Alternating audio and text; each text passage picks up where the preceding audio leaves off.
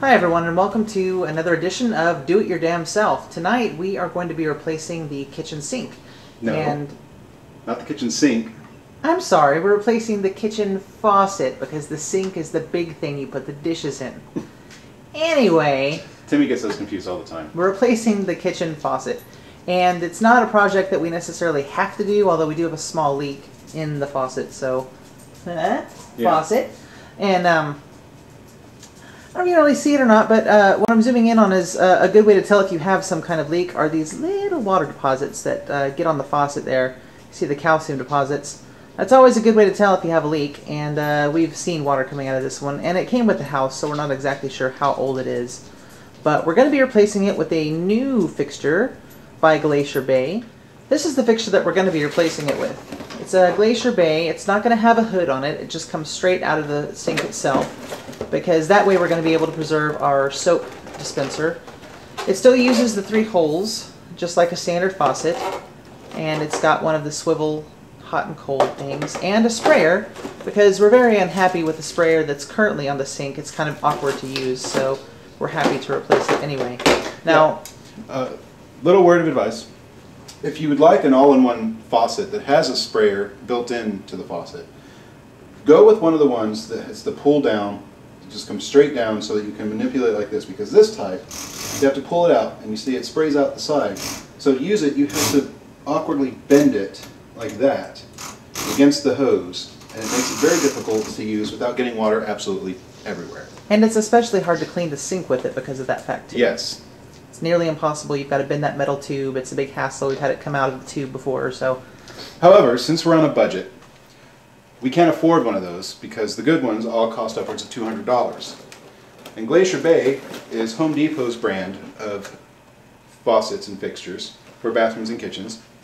And we've had great success with the line that we bought by Glacier Bay for our bathrooms that we replaced when we actually moved in. When we moved in shortly after, we replaced all the existing faucets in the house with these Glacier Bay faucets, so they're pretty standard. And like James said, they're a really good value. But as you can see, we really wanted to have a brushed nickel. We had, what, like a brass from the 80s kind of fixture? Yeah, it was the antique brass with plastic twist knobs. Yeah, they were really worn, really old, and they just didn't match our style at all, since we tend to sway toward the brushed metal type of fixture anyway. So these fit our needs much better. The one we're going to be installing in the kitchen is going to match the ones that we have installed throughout the house as far as metal finish. And like we said before, we're really familiar with the Glacier Bay brand, so we know the quality is going to be there. Now, before doing any project, you want to make sure that you address safety concerns. But since we're dealing with the sink, we're not going to worry about that. No? I'm wearing my goggles. Why? Because I'm going to be under the sink pulling shit off, and stuff's going to be falling on my face. I will not. Now, the tools that we're going to need are pretty simple. Now, when you replace a faucet, you're going to need a pipe wrench, a good-sized crescent wrench, not usually, but with this faucet, a long-handled Phillips screwdriver, and some Teflon tape. Preferably the red type that works for both cold and hot. Now to start, we need to remove the old faucet, and that, well, it depends on how it was put in, but usually it's not too difficult. They kind of jury-rigged stuff in our house, so it might not be that easy. Now what you want to do, before you start, is empty out underneath the sink so you have room to work. Tim's already taken the majority of it out, so all I've got to do is remove that.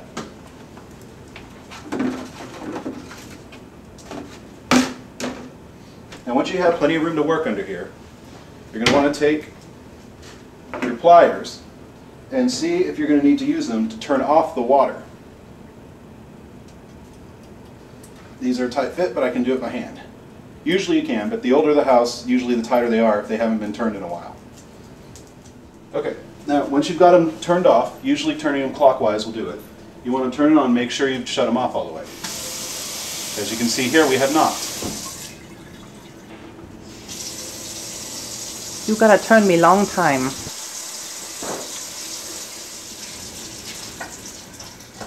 There we go. It's just really tight. Okay, remember how I said you might need this to turn the water off? Well, as it turns out, I wasn't turning it far enough because it was really tight to turn. So I got these out, twisted it until the water shut off. Another way to tell you've got it turned off is go ahead and just turn the water faucet on and then twist the knobs until it stops flowing. Then you know you have it off. Do it your damn self, listeners. Let's take a look into the underbelly of a sink so we can see exactly what's going on with these pipes down here. Now the next thing we're going to do is disconnect the faucet connectors from the hoses that go to the wall. Now we only want to disconnect this side. We don't want to disconnect this side because we're going to reuse these with the new faucet. Another thing you'll want to do is get a bowl to set underneath to catch water that will drip out when you disconnect these. Now through the magic of television, I've already pre-loosened these. But usually you'll need a crescent wrench or your pipe wrench to get them started, and then you can just take them off by hand. And just put them down in the bowl. And another thing, when you're removing an old faucet, you usually won't have the luxury of the instruction manual that showed you how to install it so that you know how to remove it. So you have to use your little problem-solving skills that got our ape ancestors to where we are today and figure it out. This one is just a clip lock. So we remove the clip, like bloody so, and it just pulls straight off. The next thing we're going to have to do is detach the faucet from the sink itself. And that's usually done by locating the flanges that are usually on threaded pipes or just long bolts that extend down through the sink from the faucet. Usually they're just hand tightened, so you can just get up in there and unscrew them.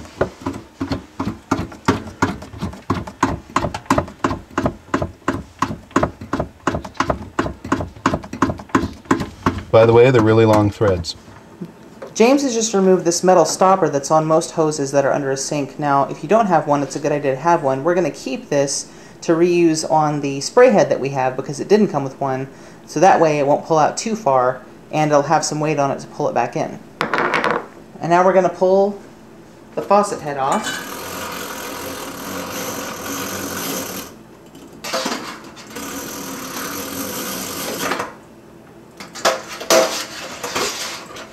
Hopefully.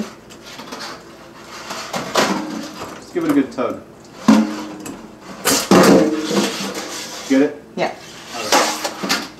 I hope so, because man, that's loud.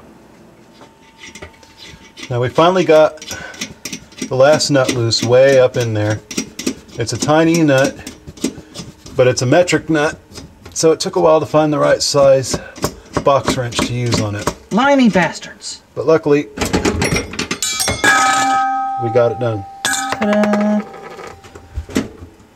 So again, usually the hardest part is going to be removing your old faucet.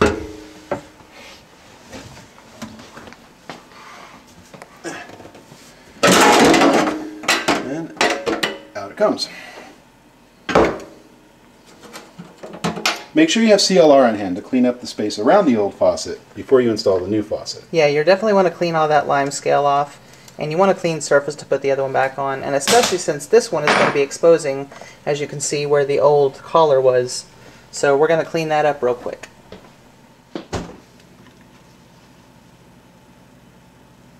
Not affiliated with Do It Your Damn Self.